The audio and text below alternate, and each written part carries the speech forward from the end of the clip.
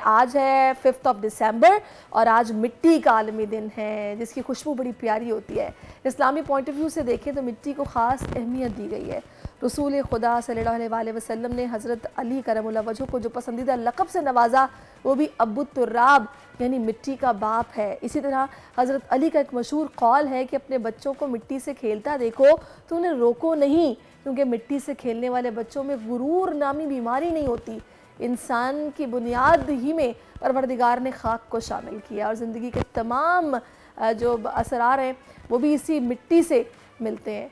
ज़मीन और ज़मीनी वसाइल की अहमियत और तहफ़्फ़ुज़ के लिए इस दिन को मुख्तस करने की तजवीज़ international union of soil studies ने 2002 में दी थी और 2014 से ये दिन हर साल मनाया जा रहा है।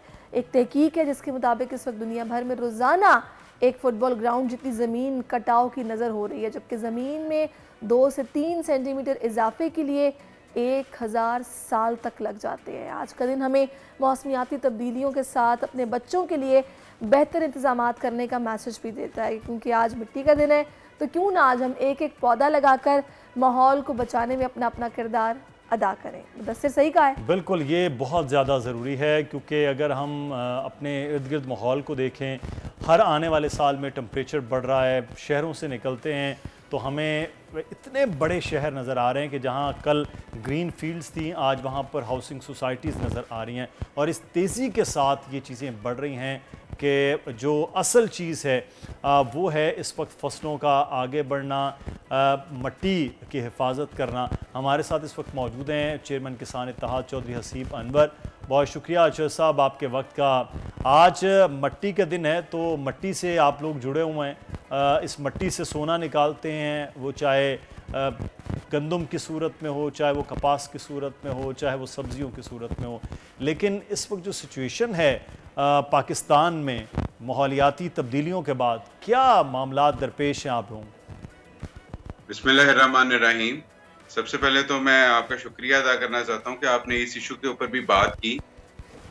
हम कोई 70-75 साल से ये सुनते आ रहे हैं कि पाकिस्तान में ज़राअत जो है वो रीढ़ की हड्डी कंसिडर की जाती है हमारी इकॉनमी के अंदर, और हमारी तकरीबन कोई 65% के करीब जो हमारी आबादी है वो डायरेक्टली और इनडायरेक्टली ज़राअत से लिंक है। अफसोस से हमें ये कहना पड़ता है कि ज़राअत एक वाहिद ऐसा सेक्टर है जो कि हमेशा से इस मुल्क में, इस इकॉनमी में उसको उतनी इम्पोर्टेंस नहीं दी गई, उसको हमेशा से निगलेक्ट किया गया। अभी मैं आपकी बात ही सुन रहा था कि हर साल हम अपनी ज़ेरे काश ज़मीन जो है उसको हाउसिंग सोसाइटीज़ के अंदर तब्दील कर रहे हैं, वहाँ पे हाउसिंग सोसाइटियाँ बना रहे हैं, कुछ ज़मीन हमारी कटाव में जा रही है। क्लाइमेट चेंज हमारे लिए एक बहुत बड़ा चैलेंज है जिसको हमने मीट करना है। जो हमारा यहाँ का ट्रेडिशनल फार्मर है उस बेचारे की इतनी कैपेसिटी ही नहीं है कि वो इन सब चैलेंजेस से लड़ सके, इन सब चैलेंजेस का मुकाबला कर सके। यहाँ पे जरूरत ये आती है कि गवर्नमेंट को चाहिए कि हर स्टेज पे, हर स्टेप पे वो फार्मर को सपोर्ट करे, चाहे वो उसकी सपोर्ट प्राइसेस हैं, चाहे वो इनपुट में सब्सिडीज हैं। अब मैं एक छोटी सी एग्जांपल आपके सामने रखता हूँ। जो वीट क्रॉप है ये हमारे पूरे पाकिस्तान की, हमारी इकॉनमी की सबसे ज्यादा हार्वेस्ट की जाने वाली और कल्टीवेट की जाने वाली क्रॉप होती है। इस टाइम वीट का सीजन अपने पीक पे है। फार्मर बेचारे ने उस वीट के अंदर जाके फर्टिलाइजर डालनी है तो मार्केट के अंदर फर्टिलाइजर ही शॉर्ट हो गई है। वो एक बैग के ऊपर 1000 रुपया, 1200 रुपया माफिया को जो है उनका नाजायज मुनाफा दे के उसको वो खाद मिल रही है। अब अगर आप स्टैट्स को देखें तो हर साल हमारा ज़ेरे काश्त रकबा कम हो रहा है। हमने कोई काश्तकारी बढ़ाई नहीं, ज़ेरे काश्त रकबा बढ़ाया नहीं। इसके बावजूद अगर हमारी खाद शॉर्ट हो रही है तो ये एक मिसमैनेजमेंट के अंदर आती है। बिल्कुल सही बात है। अच्छा, अभी आप हसीब साहब जिन इशूज़ पर बात कर रहे हैं, बिल्कुल ये किसानों के मसाइल हैं और इन पर हुकूमत को संजीदगी से कुछ ना कुछ सोचना होगा, इनका हल निकालना होगा। मैं यहाँ पर आपसे थोड़ा सा बात करना चाहूँगी क्योंकि हम इस ज़मीन से मोहब्बत, इस मिट्टी से मोहब्बत की भी बात कर रहे हैं। अब हम जो सब्जियाँ खाते हैं वो जिस तरह के पानी में काश्त होती है ये भी आप जानते हैं।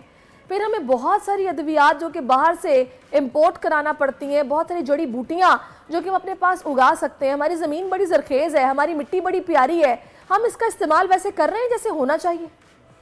देखिए, इसमें रिक्वेस्ट ये है कि फार्मर बेचारे के पास इतने वसाइल नहीं होते कि वो इस लेवल की रिसर्च एंड डेवलपमेंट कर सके।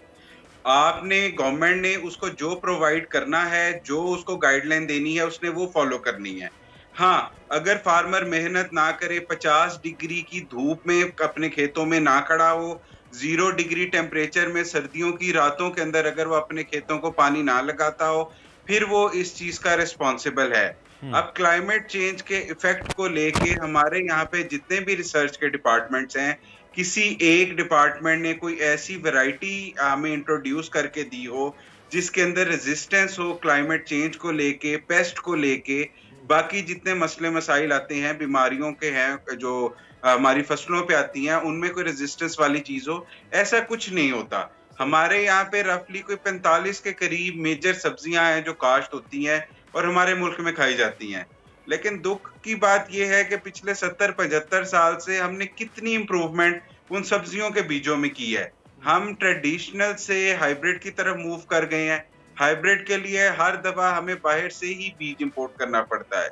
हमारे यहाँ पे अगर गवर्नमेंट इस सेक्टर के ऊपर थोड़ी सी तवज्जो दे, इमरजेंसी ग्राउंड्स पे इस सेक्टर को लेके चले, तो इस सेक्टर में इतना ज्यादा पोटेंशियल है कि ये सेक्टर मुल्क की तकदीर बदल सकता है। अभी तो अजीब साहब स्मोक का इतना बड़ा इशू जो कि हमारे लिए इतना बड़ा चैलेंज बना हुआ है कि हमें स्कूल बंद करने पड़े, लॉकडाउन लगाने पड़ रहे हैं, हैप्पी सीडर्स इतने महंगे हैं। अगर इस पर ही काम हो जाता, सब्सिडी इस तरह की दी जाती कि सबके पास होते, तो चीजें बहुत बेहतर होती। जी बिल्कुल ऐसे ही हो सकता है। देखिए, इसके अंदर बड़ा एक आसान सा फॉर्मूला है। गवर्नमेंट अपने जिले लेवल पे, तहसील लेवल पे, मौजे लेवल पे, गांव लेवल के ऊपर इस तरह की मशीनरी अपनी कस्टडी में रख ले। वो फार्मर उसके अंदर डीजल डाल देगा, जितनी उसकी जो उसकी कॉस्ट है वो फार्मर पे कर देगा, मशीनरी गवर्नमेंट रख ले, मशीनरी उसको उस चीज का कर दे, ये तो प्रॉब्लम ही कोई नहीं है। लेकिन बात ये है, जिस तरह भी आपने ये पॉइंट रेस किया, ये सारी चीजें हर लेवल पे डिस्कस होती हैं, हर लेवल पे इन चीजों को एक्नॉलेज किया जाता है, लेकिन जब बात इम्प्लीमेंटेशन की तरफ आती है, वहां पे आके चीजें सारी स्टक हो जाती हैं, किसी भी चीज की इम्प्लीमेंटेशन नहीं होती। अच्छा, एक चीज़ तो आप बात करें ना गवर्नमेंट के लेवल पर, दूसरा जो मिट्टी का मयार है, हमने पिछले तकरीबन 20 से 25 साल में देखा है वो आहिस्ता आहिस्ता क्लाइमेट चेंज की वजह से वो ख़राब हो रहा है। वहाँ फसल जहाँ बेहतर होनी चाहिए वहाँ कम हो रही है। लेकिन जो सब यहाँ दूसरा जो एक अहम इम्पॉर्टेंट पॉइंट है वो हम ये देखते हैं, बड़ा ज़िम्मेदार है, छोटा किसान है, अगर वो ख़ुद शहरों के करीब है तो वो ख़ुद छोटी छोटी सोसाइटीज़ में अपनी ज़मीनों को काट रहा है। ज़िम्मेदार क्यों अपनी उन फसलों के छोड़कर उस ज़मीनों पर सोसाइटीज़ काट रहा है? मैं कल एक जगह से गुजरा था, एक केले की फसल और साथ में उन्होंने प्लॉटिंग करना शुरू कर दी थी। तो मेरे लिए बड़ा हैरानकुन अमर था कि छोटे से शहर में फसलों को ख़त्म करके वहाँ भी ये काम शुरू किया जा रहा है। तो किसान क्यों इधर जा रहा है? अब देखिए, सबसे पहले मैं आपको ये बात करूं कि ये सिंपल एक सर्वाइवल की जंग वाली बात आ जाती है। अभी मैं अगर सिर्फ आपसे मकई की फसल की बात करूं, मकई लोगों ने लगाई, किसानों ने लगाई, गर्मी ज्यादा पड़ी, उस बीच के अंदर क्लाइमेट को लेके हीट रेजिस्टेंस नहीं थी। अगर कोई 1 एकड़ के अंदर से 100 मन पैदावार एक्सपेक्ट कर रहा था, उसकी 60 मन के करीब पैदावार रही था, 40% उसकी पैदावार खत्म हो गई।